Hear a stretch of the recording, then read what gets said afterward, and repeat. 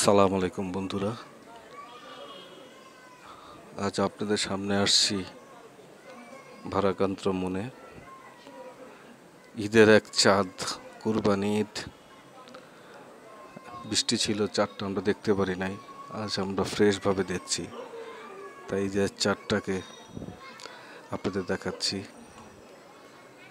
ভারাক্রান্ত মনে কারণে বললাম, করোনার এই দিনে মানুষের যে হাহাকার। দুদিন আর সামনের শনিবার আমাদের ঈদ, আজকে এক শনিবার।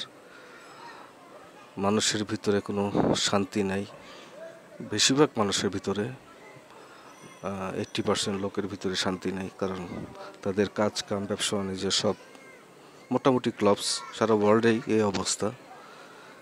তা আমি এক নিম্ন মধ্যবিত্তর ঘরের সন্তান হিসেবে এবার আমার কোনো ঈদ নাই, কোরবানিও নাই। খুব মন খারাপ। বাচ্চা দুইটা আছে, তাদের জন্য কি করব। আমার মতো আশেপাশে অনেকেই আছে আমার পাশে। রাত হয়েছে দেখাতে পারলাম না, কিন্তু অনেক বস্তিবাসী আছে, তাদেরও এবার ঈদ নাই। অনেকের মনে অশান্তি। মানুষের এই জীবন কখনো আসবে হয়তো বা আমরা কেউ চিন্তা করি নাই, কিন্তু আল্লাহ তাআলা দিয়ে দিয়েছেন একটা শিক্ষার জন্য। তারপরে আমাদের ভিতরে কারো কোনো শিক্ষা নাই, দীক্ষাও নাই। আমরা যে যার আগের মতো রয়েছি, যে যার মতো দুর্নীতি করছি। ঈদের চারটা এই কারণে দেখালাম।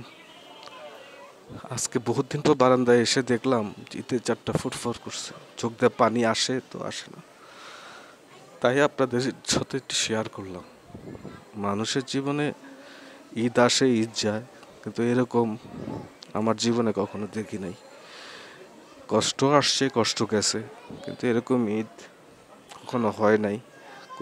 ঈদের কোনো আনন্দ নাই, ঈদের কোনো কিছুই নাই মানুষের ভিতরে। হয়তো বাচ্চা কাচ্চা ছোটো খাটো তাদের ভিতরে হয়তো থাকতে পারে, তাদের আমরা বুঝতে দিই না।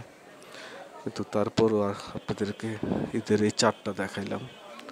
জানি না কে কীভাবে নেবেন, মানুষের বিবেক বুদ্ধি তো নাই। বহুত কষ্টে মানুষ আমরা দিন যাপন করতেছি।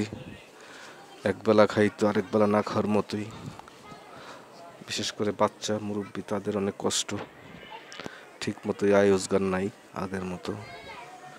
কী করবো বুঝে পাই না, তাই এই ভিডিওটা করলাম। জানি না কতটুকু কার কাছে সাড়া পাবো। ইনশাল্লাহ আবার দেখা হবে, মনে কিছু নিয়েন না। ঈদ মোবারক, আল্লাহ হাফিজ, আসসালামু আলাইকুম।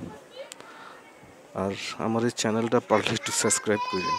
আমি কারোর কাছে কখনো চাই না, তাও আপনাদের বললাম, ভালো লাগলে সাবস্ক্রাইব করেন। ধন্যবাদ।